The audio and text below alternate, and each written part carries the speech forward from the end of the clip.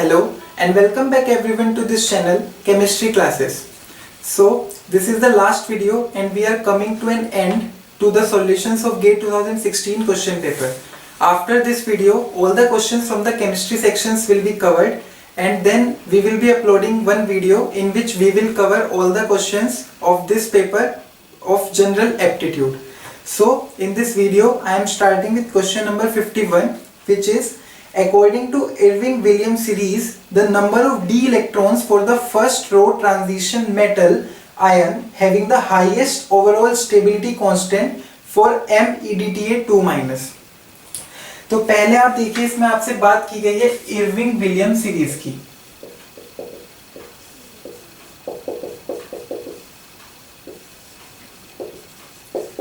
तो ये series actually में है क्या? तो ये जो सीरीज है ये आपको बताती है स्टेबिलिटी ऑफ द कॉम्प्लेक्सेस. ये आपको क्या बताएगी? स्टेबिलिटी ऑफ कॉम्प्लेक्सेस के बारे में.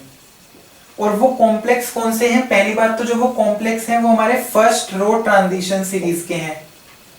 फर्स्ट रो ट्रांजिशन सीरीज के हैं और उसमें जो उनकी ऑक्सीडेशन स्टेट है दैट इज +2. और ये सीरीज क्या कहती है? ये सीरीज कहती है कि सपोज आपके पास है Mn2 Fe2, फिर आपका क्या आएगा? फिर आपका आएगा कोबाल्ट 2, फिर आपका आएगा निकेल 2, फिर आपका क्या आएगा? Copper 2, then zinc 2. तो ये सीरीज कहती है कि जो आपके first row transition metal ions हैं अपने +2 ऑक्सीडेशन स्टेट में, जब भी ये कॉम्प्लेक्सेस बनाएंगे तो उनकी जो स्टेबिलिटी का ऑर्डर होगा वो होगा कुछ ऐसा. वो आपका बढ़ेगा as you will move from manganese to iron, then from iron to cobalt, then from cobalt to nickel, then nickel to copper. और जब आप कॉपर से जिंक की तरफ मूव करेंगे तो वो आपका डिक्रीज हो जाएगा. तो आपका जो सबसे ज्यादा स्टेबल कॉम्प्लेक्स फॉर्म यहाँ पे कर रहा है दैट इज कॉपर 2+. अब इस सीरीज को एक्सप्लेन करने के लिए आपको कुछ रीजंस दिए जाते हैं. तो वो आपके रीजंस क्या हैं? वो आपके दो रीजंस हैं मेनली. एक है आपका इलेक्ट्रोस्टैटिक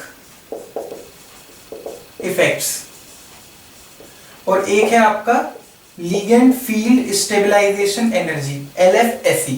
तो ये दो कंबाइंड इफेक्ट्स हैं जो आपकी इस सीरीज को एक्सप्लेन करते हैं. कैसे? जब हम इलेक्ट्रोस्टैटिक इफेक्ट्स की बात करते हैं तो वो कैसे एक्सप्लेन होगा? When we are moving from manganese to zinc, then there is the decrease in the ionic radius. जैसे जैसे आप मैंगनीज से जिंक की तरफ मूव करेंगे तो आपकी जो आयनिक रेडियस है वो आपकी डिक्रीज होगी. अगर आपकी आयनिक रेडियस डिक्रीज होगी तो आपके इलेक्ट्रोस्टैटिक इफेक्ट्स आपका बढ़ेगा. आपने देखा भी होगा जो आपका लैटिस एनर्जी का फॉर्मूला होता है उसमें आपका जो रेडियस होता है वो आपका होता है डिनोमिनेटर में. तो इसीलिए जितना ज्यादा ये कम होता रहेगा उतना ज्यादा आपका इलेक्ट्रोस्टैटिक इफेक्ट बढ़ेगा. इसीलिए आपके कॉम्प्लेक्स की स्टेबिलिटी मैंगनीज से जिंक की तरफ मूव करने में आपकी बढ़ेगी due to the decrease in the ionic radius. अब दूसरा क्या फैक्टर है? दूसरा फैक्टर है आपका लिगेंड फील्ड स्टेबलाइजेशन एनर्जी. ये क्यों रोल में आया? अगर आप मैंगनीज 2 में देखें Mn2+, तो यहाँ पे तो आपकी जो LFSE होती है वो 0 होती है. बट जैसे ही आप मैंगनीज से Fe की तरफ मूव करें तो यहाँ पे आपको एक sharp increase in stability constant observe होगा. मतलब जब आप KF स्टडी करेंगे एक पर्टिकुलर कॉम्प्लेक्स का, पहली बात तो ये जो ये सीरीज है that is independent of the incoming ligand. कोई भी लिगेंड हो वो ये सीरीज आपकी काम करेगी. तो जब आप उस पर्टिकुलर कॉम्प्लेक्स का फॉर्मेशन कांस्टेंट स्टडी करेंगे तो यहां से यहां मूव करने पर आपको एक शार्प इंक्रीज मिलेगा. क्यों? क्योंकि Mn2+ में आपका LFSE वाला फैक्टर है ही नहीं, बट आपका इन सब में LFSE वाला फैक्टर इंट्रोड्यूस हो गया है. जिंक में भी आपका LFSE वाला फैक्टर नहीं है, बट यहाँ पे आपका आयनिक रेडियस वाला फैक्टर आपका मेजर रोल प्ले करता है. तो यहां से यहां पे जाने पे आपको एक शार्प इंक्रीज मिलेगा. अब बात ये आती है कि जब हम निकेल से कॉपर की तरफ गए तो कॉपर आपका ज्यादा स्टेबल कॉम्प्लेक्स क्यों फॉर्म कर रहा है? क्योंकि निकल में जो LFSE है वो आपकी ज्यादा होगी. यहाँ पे तो आपका जो कॉपर 2+ में एक इलेक्ट्रॉन होगा वो आपका एक एंटी बॉन्डिंग में जाएगा which will decrease the LFSE.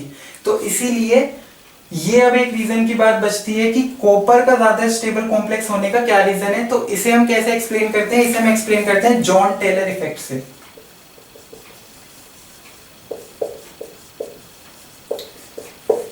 Copper 2+ में जो हमारा जॉन टेलर इफेक्ट की वजह से टेट्रागोनल डिस्टॉर्शन होता है, that provides extra stability to the complexes, जिसकी वजह से आपका कॉपर 2 सबसे ज्यादा स्टेबल हो जाता है।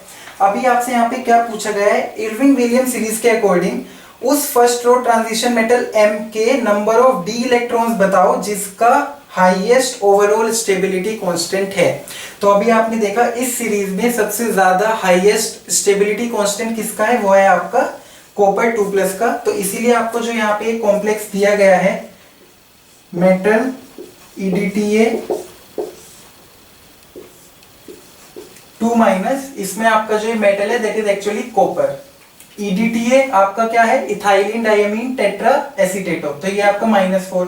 तो अगर आप इसकी ऑक्सीडेशन स्टेट निकालेंगे तो वैसे आपकी आएगी +2। तो एक्चुअली में आपका जो यहाँ पे मेटल प्रेजेंट है वो है आपका कॉपर 2+। और आपसे यही पूछा गया है कि इस कॉपर 2+ में नंबर ऑफ डी इलेक्ट्रॉन्स आपके कितने हैं, तो इसलिए इस क्वेश्चन का आपका आंसर हो जाएगा 9, क्योंकि कॉपर 2+ के अंदर आपका इट इज D9 सिस्टम। सो आपका जो आंसर है that is 9 D electrons. Okay,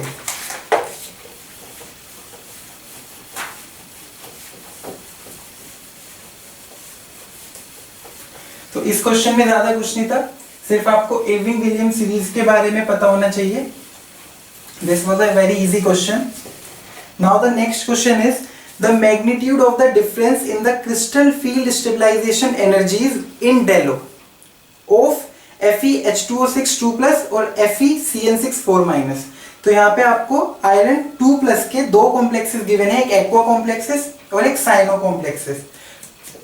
FeH2O6 2+ और दूसरा आपको क्या दिया है FeCN6 4-।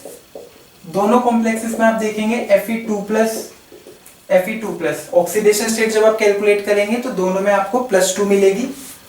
अब आपसे क्या पूछा है कि आपको डिफरेंस बताना है क्रिस्टल फील्ड स्टेबलाइजेशन एनर्जी में, और यूनिट किस क्या यूज करनी है, डेलो यूनिट में आपको डिफरेंस बताना है, और पेयरिंग एनर्जी को आपको इग्नोर करना है। अगर हम इस कॉम्प्लेक्स की बात करें तो इस complex this is high spin complex. क्यों, क्योंकि यहाँ पे आपका जो लिगेंड है that is weak field ligand, तो इसीलिए यहाँ पे तो आपकी पेयरिंग एनर्जी की बात नहीं होगी। वैसे Fe2+ क्या सिस्टम होता है, दिस इज D6 सिस्टम, और ये है आपका ऑक्टाहेड्रल फील्ड। तो ऑक्टाहेड्रल फील्ड में जब आपकी स्प्लिटिंग होगी तो आपके d ऑर्बिटल्स T2g और Eg में टूट जाएंगे, T2g और Eg में टूट जाएंगे, और ये आपका D6 सिस्टम है और वीक फील्ड लिगेंड है, तो आपकी फीलिंग कैसे होगी 1 2 3 4 5 6 ऐसे। और जब आप यहाँ पे देखेंगे तो ये आपका है लो स्पिन कॉम्प्लेक्स।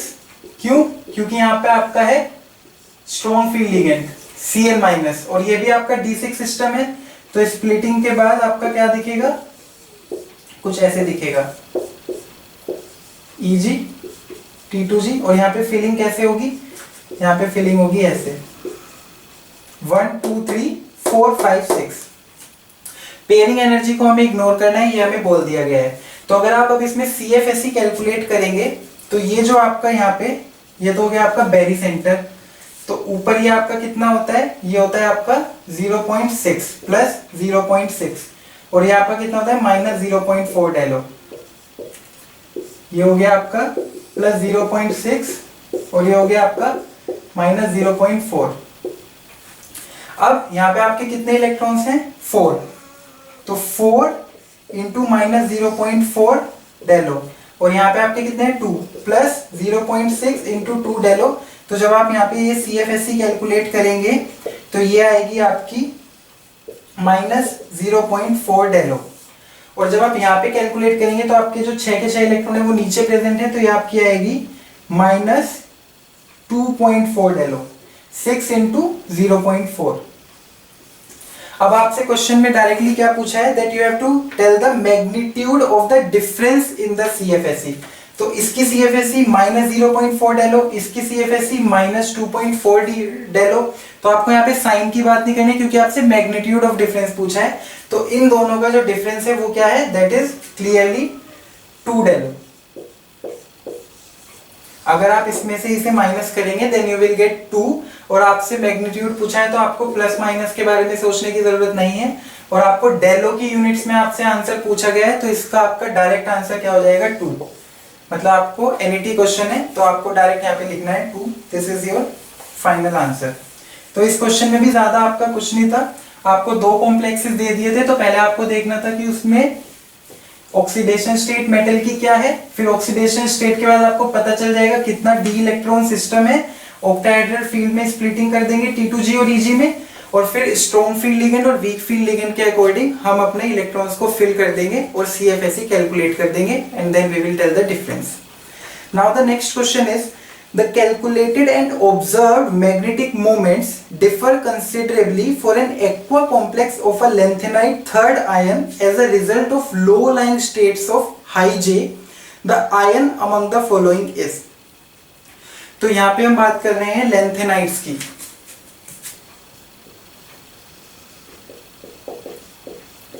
तो आपने जनरली देखा होगा जब भी हम लैंथेनाइड आयंस में मैग्नेटिक मोमेंट की बात करते हैं तो हम पहली बार सिर्फ स्पिन ओनली की बात नहीं करते, वहां पे आपका एंगुलर मोमेंटम का भी कंट्रीब्यूशन आने लगता है।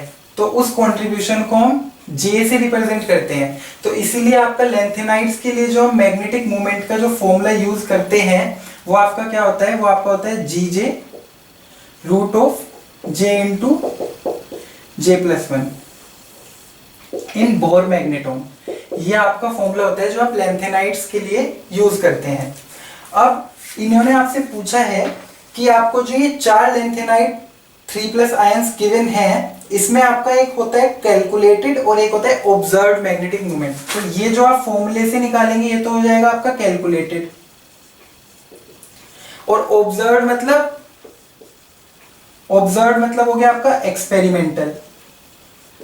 तो ये आपको ऐसा लैंथेनाइड 3+ आयन बताने के लिए कह रहे हैं जिसमें एक्सपेरिमेंटल और कैलकुलेटेड में एक सिग्निफिकेंट डिफरेंस है, एक कंसिडरेबल डिफरेंस है, और as a result of what, as a result of low lying states of high J। तो बेसिकली जब भी हम ये मैग्नेटिक मोमेंट कैलकुलेट करते हैं तो हमें यहाँ पे एज्यूम करना होता है कि जितनी भी हमारी डेंसिटी जो प्रेजेंट है वो हमारी सिर्फ सबसे ग्राउंड स्टेट में प्रेजेंट है। आप एक चीज जनरली पढ़ते होंगे, एक चीज होती है ground state term, ground state term symbol. Ground state मतलब जो इसकी सबसे ज्यादा स्टेबल स्टेट है। सपोज हमारे पास कोई भी F1, F2, F3 सिस्टम होता है तो जो ग्राउंड स्टेट होगी F1 की सपोज ये हो गई, F2 की ये हो गई। मतलब ग्राउंड स्टेट कौन सी होगी, जो हमारे सारे रूल्स को फॉलो करती है, हुंस रूल को, पॉलीज एक्सक्लूजन प्रिंसिपल को जो फॉलो करेगी वो हमारी ग्राउंड स्टेट होगी। फिर इस ग्राउंड स्टेट को बना के हम एक टर्म निकालते हैं जिसे हम बोलते हैं ग्राउंड स्टेट टर्म सिंबल। तो वो बनाने के बाद हम इससे कैलकुलेट करते हैं कि हमारी S की वैल्यू क्या होगी, हमारी L की वैल्यू क्या होगी, हमारी J की वैल्यू क्या होगी, जो L और S पे डिपेंड करती है। L - S होती है लेस देन हाफ फील्ड के लिए, L + S होती है मोर देन हाफ फील्ड के लिए, और अगर हमारा हाफ फील्ड है एग्जैक्टली तो हम कोई सा भी फॉर्मूला उसमें यूज कर सकते हैं। तो ये सब चीजें हम निकालते हैं और उसके बाद हम ये अपना कैलकुलेट करते हैं मैग्नेटिक मोमेंट। अब एक्सपेरिमेंटल मैग्नेटिक मोमेंट तो ऐसा है जो हम निकाल नहीं सकते, वो तो हमने एक्सपेरिमेंटली कैलकुलेट किया होगा, एक्सपेरिमेंटली डिटरमिन किया होगा, और फिर हमने देखा होगा कि जो हमारा ये कैलकुलेटेड है ये एक्सपेरिमेंटल में किस आयन के लिए डिफर करता है। तो अगर आप इसमें सबका निकालना शुरू करेंगे तो अगर आप ऑप्शन नंबर C देखते हैं विच इज यूरोपियम 3+, मैं डायरेक्ट ऑप्शन नंबर C पे क्यों गया, क्योंकि मैं आपको ये बताना चाह रहा हूं कि यहाँ पे जो आपका मेन डिपेंडेंसी है वो आपकी है J पे। अगर आप यूरोपियम 3+ देखेंगे तो वो होता है आपका F6 सिस्टम। अगर F6 सिस्टम की आप बात करेंगे, F6 सिस्टम को आप भरिए उसकी ग्राउंड स्टेट, तो क्या मिलेगा यहाँ पे +3 +2 +1 0 -1 -2। तो अगर आप इसमें L वैल्यू कैलकुलेट करेंगे तो L वैल्यू आपकी क्या आएगी, L वैल्यू आपकी आएगी +3। और अगर आप इसमें टोटल स्पिन देखेंगे वो आपके 6 अनपेयर्ड इलेक्ट्रॉन्स हैं, तो आपकी स्पिन आएगी 3। और ये आपकी सिस्टम क्या है, ये आपका less than half field system है, तो J निकालने के लिए आप क्या यूज करेंगे, L-S फॉर्मूला यूज करेंगे। अब आपकी L की वैल्यू भी सिस्टम के लिए 3 है, S की वैल्यू भी 3 है, तो L-S आपका यूरोपियम 3+ के लिए क्या हो जाएगा, 0। तो इसमें J की वैल्यू क्या हो गई, 0। J की वैल्यू 0 होने का मतलब क्या है कि आपकी म्यू की वैल्यू हो गई 0। तो एक्सपेरिमेंटल मैग्नेटिक मोमेंट जब आप किसी भी लेंथेनाइट के लिए देखते हैं तो वो कभी भी 0 नहीं आता, बट आपका यहाँ पे जो कैलकुलेटेड मैग्नेटिक मोमेंट आपका यूरोपियम 3+ के लिए आया है तो ये आपका यहाँ पे 0 आ गया है। तो ये इससे आपको पता चलता है कि आपका ये यूरोपियम 3+ ही ऐसा लेंथेनाइट 3+ आयन है जिसके लिए आपका एक्सपेरिमेंटल और कैलकुलेटेड कंसिडरेबली डिफर करेगा। और इसका रीजन भी हम पढ़ते हैं और जो एक्चुअली में क्वेश्चन में गिवन भी है, as a result of low lying states of high J. इसका मतलब क्या हुआ, जब भी हम ये मैग्नेटिक मूवमेंट निकाल रहे हैं तो इसमें हमने एजम्पशन क्या किया कि हम सिर्फ ग्राउंड स्टेट टर्म को, ग्राउंड स्टेट टर्म जो हमें बता रही है उसके बेसिस पे हमने अपना मैग्नेटिक मूवमेंट निकाला। और इसीलिए जो हमारा एक्सपेरिमेंटल है वो डिफर कब करेगा, सपोज हमारा जो एक्साइटेड स्टेट टर्म है उसमें भी सपोज हमारी डेंसिटी प्रेजेंट है तो हमारा कैलकुलेटेड और एक्सपेरिमेंटल डिफर करेगा। जितने भी हमारे पास लेंथेनाइट आयंस हैं उसमें जो ग्राउंड स्टेट टर्म है और जो हमारी एक्साइटेड स्टेट टर्म है, सपोज ये हमारी ग्राउंड स्टेट टर्म है और ये हमारी एक्साइटेड स्टेट टर्म है, तो इनमें जो एनर्जी डिफरेंस होता है वो काफी ज्यादा सफिशिएंट होता है।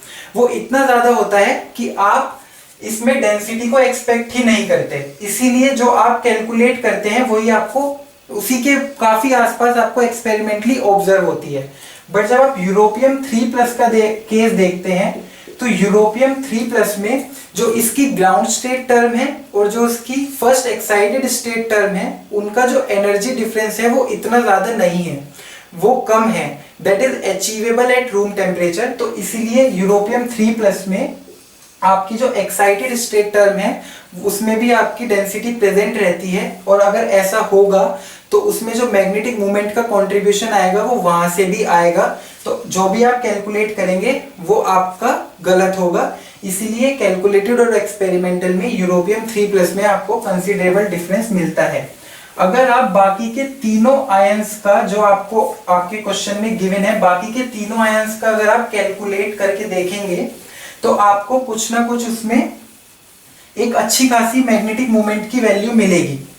तो अब आप पेपर पे देख के कैसे बताएंगे कि एक्सपेरिमेंटल इसका क्या आया होगा, तो जिस आयन का आपको डायरेक्टली 0 मिल रहा है उसी का आप पेपर पे फिर भी प्रेडिक्ट कर सकते हैं कि इसका कैलकुलेट मैंने किया 0 आया बट एक्सपेरिमेंटली 0 नहीं मिलता होगा, तो इसी में आपका कंसिडरेबल डिफरेंस है। और एक्चुअली में ये केस स्पेशली पढ़ाया भी जाता है बिकॉज यूरोपियम 3+ और एक समेरियम आपके पास लेंथेनाइट होता है जिसमें आपको ये डिफरेंस ऑब्जर्व होता है, और दोनों का मेन रीजन यही है कि रूम टेम्परेचर पे या जिस भी टेम्परेचर पे आप उसका मैग्नेटिक मूवमेंट एक्सपेरिमेंटली जब कैलकुलेट करते हैं तो उसकी एक्साइटेड टर्म में भी पॉपुलेशन होती है, जिसकी वजह से आपका कैलकुलेटेड और एक्सपेरिमेंटल में आपको डिफरेंस मिलता है। सो इस क्वेश्चन का आपका जो करेक्ट आंसर है that is option number C, europium 3+। Now the next question is in the electronic spectrum of CrF6 3-। तो आपको यहाँ पे क्या कॉम्प्लेक्स दिया गया है, CrF6 3-, और इसके किसकी बात हो रही है, इलेक्ट्रॉनिक स्पेक्ट्रम की। और आपसे बोला गया है कि एब्जॉर्प्शन बैंड्स आपको ऑब्जर्व हुए हैं, एक हुआ है आपको 670 नैनोमीटर पे, एक 440 नैनोमीटर पे और एक 290 नैनोमीटर पे। और आपसे बोला गया है कि जो आपको ये एब्जॉर्प्शन बैंड्स मिले हैं ये किन ट्रांजिशंस की वजह से हुए हैं, आप असाइन कीजिए। तो जब भी आप देखेंगे कॉम्प्लेक्स में जब इलेक्ट्रॉनिक स्पेक्ट्रा की बात होती है तो वो एक डायग्राम होता है ऑर्गेल डायग्राम। ऑर्गेल डायग्राम से हम स्टडी करते हैं कि हमारा जो इलेक्ट्रॉनिक स्पेक्ट्रा में जो हमें एब्जॉर्प्शन बैंड मिले हैं वो किस पीक्स को हमें सिग्निफाई करते हैं। तो जो आपका ये CrF6 3- कॉम्प्लेक्स है इसमें जो आपका क्रोमियम प्रेजेंट है that is in +3 oxidation state. अगर आप इसमें इसकी ऑक्सीडेशन स्टेट निकालेंगे दैट विल बी +3। तो ये आपका D3 सिस्टम है। D3 सिस्टम मतलब ये कुछ ऐसा है। इसमें आप इसकी टर्म भी निकाल सकते हैं। तो क्या आएगी, +2 +1 0। तो यहाँ पे आपकी S की वैल्यू है 3/2, L की वैल्यू है आपकी 3, और आपकी टर्म क्या होती है, ग्राउंड स्टेट टर्म होती है आपकी 2s + 1 Lj। तो इसीलिए इसकी आपकी टर्म क्या हो जाएगी, 2s + 1 की वैल्यू होगी 4, और जब आपकी L की वैल्यू 3 होती है तो होता है F। तो इसकी जो आपकी टर्म है दैट इज 4F। अब जब आप F इसकी टर्म आई है तो F में जो आपके लेवल्स होते हैं वो होते हैं आपके 7, जो आपके जब आप उसका यूवी स्पेक्ट्रा रिकॉर्ड करेंगे तो आपके ब्रेक हो जाते हैं 3 में, जो आपके होते हैं T1G, T2G, A2G। ये आपका है ट्रिपली डिजेनरेट और ये सिंगली डिजेनरेट। तो 3 3 1 7। तो बेसिकली आपको यहीं से आपकी ट्रांजिशंस ऑर्गन डायग्राम में रिप्रेजेंट होती हैं। और एक इसकी होती है एक्साइटेड स्टेट, एक्साइटेड टर्म होती है इसकी P, वो होती है एक ही होती है जिसे हम बोलते हैं क्या, T1G। ये होगी आपकी ट्रिपली डिजेनरेट बिकॉज P में आपके 3 स्टेट्स हैं। अब जब आप D3 सिस्टम का ऑर्गन डायग्राम स्टडी करेंगे तो ऑर्गन डायग्राम में आपका y एक्सिस पे होता है एनर्जी और x एक्सिस पे होती है आपकी लिगेंड फील्ड स्ट्रेंथ। मतलब लिगेंड के बेसिस पे आपका यहाँ का नेचर चेंज होगा। क्यों? क्योंकि क्रोमियम 3+ तो D3 रहेगा। आप यहाँ पे लिगेंड कोई भी लगा सकते हैं, फ्लोरो, क्लोरो, ब्रोमो। तो जब आप D3 सिस्टम देखेंगे तो यहाँ पे आपका एक था ग्राउंड स्टेट टर्म F और सपोज ये आपका P। तो जो आपका F है वो आपने रिप्रेजेंट किया ऐसे, और जो आपका P है वो आपने बना दिया ऐसे। D3 सिस्टम के लिए जो इनका ऑर्डर होता है वो क्या होता है, T1G, T2G, A2G, और यहां पे भी आपका है T1G।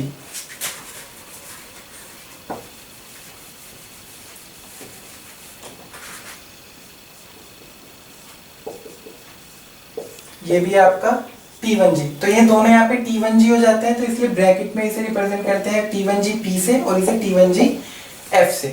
तो ये आपके कुछ लेवल्स बने।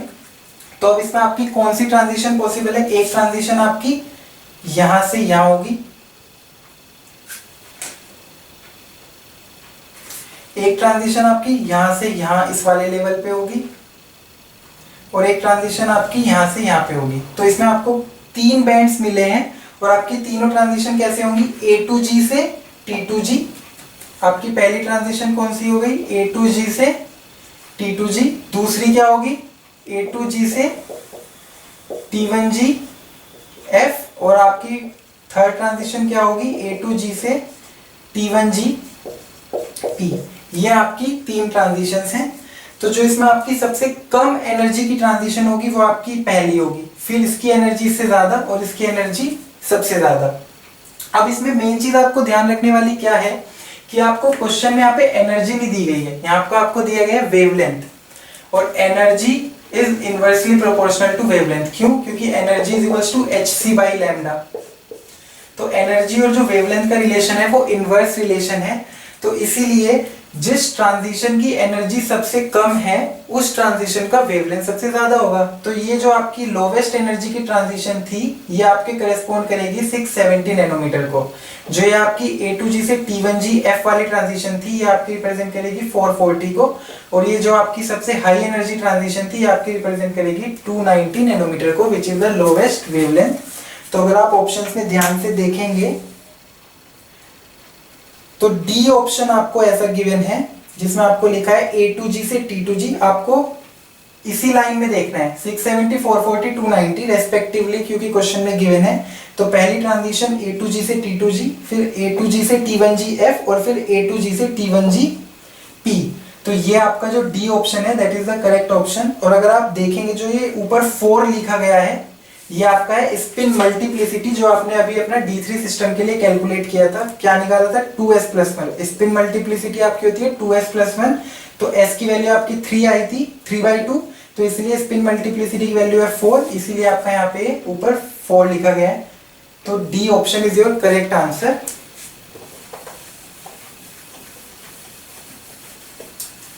अभी मैं इसके ऊपर वीडियो बाद में बनाऊंगा जब और कोऑर्डिनेशन केमिस्ट्री हम डिस्कस करेंगे, तब हम उसके बाद ऑर्गेल डायग्राम को डिटेल में डिस्कस करेंगे। बट अभी ये पेपर में क्वेश्चन था, उसके लिए मैंने यहाँ पे शॉर्ट में बताया है। तो जनरली जब भी आपको ऐसा ऑर्गेल डायग्राम का क्वेश्चन आता है तो पहले आपको सबसे पहले क्या करना होगा, जो आपको कॉम्प्लेक्स है उसमें मेटल की ऑक्सीडेशन स्टेट आप निकालिए।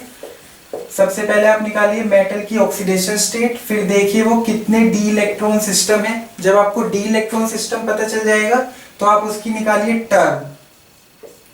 जब आप टर्म निकाल लेंगे तो आपको पता चलेगा कि पैटर्न स्प्लिट कैसे होगा। जैसे आपका एफ में हुआ था, तो आपका एफ के लिए ऐसा केस होता है, सपोज आपका D1 सिस्टम होता तो आपकी जो टर्म आती वो दूसरी आती, तो उसमें अलग स्प्लिटिंग होती। तो जनरली 2 ही हमारे पास ऐसे होते हैं।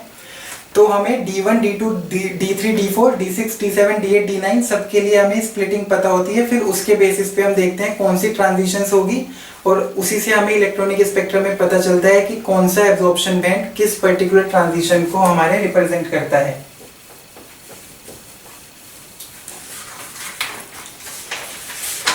Now the next and the last question for this paper, among the following the group that is bound to the metal ion in coenzyme B12 is। देखा जाए तो ये क्वेश्चन एकदम देखने में काफी आसान लगता है, बट इसमें ध्यान रखने की बात क्या है कि आपको यहाँ पे कोएंजाइम B12 दिया गया है। क्योंकि जिस समय जब हम पेपर अटेम्प्ट कर रहे होंगे तो हम ये नहीं ध्यान देंगे कि यहाँ पे B12 दिया है, हमारे दिमाग में जनरली विटामिन B12 घूमता रहता है। तो आपको पहले क्या बात समझनी होगी, जब भी आपके साथ B12 की बात होती है तो B12 में आपका जो मेटल आयन प्रेजेंट है that is cobalt. Okay, cobalt आपका +3 ऑक्सीडेशन स्टेट में प्रेजेंट होता है, D6 सिस्टम होता है। अब इस कोबाल्ट का कोऑर्डिनेशन स्फीयर कैसा है, एक तो इस कोबाल्ट का कोऑर्डिनेशन स्फीयर में क्या होगा, कोरिन रिंग होगी। तो आपका चाहे विटामिन हो या फिर कोएंजाइम हो, कोरिन रिंग आपकी प्रेजेंट होगी। एक आपका कौन सा ग्रुप होगा, एक आपका होगा Benz imidazole ring. Benz imidazole के नाइट्रोजन से आपका कोबाल्ट 3+ का कोऑर्डिनेशन होगा, और आपका जो 6th ये आपका 4 कोऑर्डिनेशन साइट्स प्रोवाइड करता है। अब आपका जो लास्ट इसमें कोऑर्डिनेशन है वो होता है एक R ग्रुप से, और जो वो R ग्रुप है वो आपका साइनो भी हो सकता है, वो आपका हाइड्रोक्सी भी हो सकता है, it can be Cn-, it can be OH-, it can be methyl also, and it can be adenosine। अब इस R ग्रुप के ऊपर डिपेंड करता है कि आपका यहाँ पे क्या आएगा। सपोज आपका ये साइनो ग्रुप होता है, तब आपका होता है विटामिन B12, और यही चीज हमारे दिमाग में रहती है। जैसे हम B12 पढ़ेंगे तो दिमाग में सबसे पहले आएगा विटामिन B12, और हमारा दिमाग एकदम जाएगा साइनो ग्रुप की तरफ कि विटामिन B12 के अंदर हमारा साइनो ग्रुप प्रेजेंट होता है। बट एक्चुअली में इस क्वेश्चन में आपसे पूछा गया है इन कोएंजाइम B12, तो जब आपकी कोएंजाइम की बात होगी तो कोएंजाइम में आपका प्रेजेंट होता है एडिनोसिल ग्रुप। एडिनोसिल ग्रुप जब भी आपका कोरिन रिंग बेंजीमिडाजोल के नाइट्रोजन से कोऑर्डिनेशन है, और आपका जो 6th और लास्ट कोऑर्डिनेशन जब भी आपका एडिनोसिल से होगा, तो तब आपका जो प्रेजेंट होता है दैट इज, तब वो आपका बनता है कोएंजाइम B12। इसीलिए इस क्वेश्चन में आपको थोड़ा केयरफुल रहना है, क्योंकि पहले जो बी ऑप्शन गिवन है वो साइनाइड है, बट विटामिन B12 होता तो आपका इसका आंसर साइनाइड होता। कोएंजाइम B12 है तो इसका आंसर होगा आपका C, which is adenosyl. So C is your correct answer for this question. So that's all for this video. Now all the chemistry questions from this paper are covered. So we will be uploading last video in which we will cover the general aptitude portion of this question paper. If you have any queries, then you can ask in the comment section. Thank you.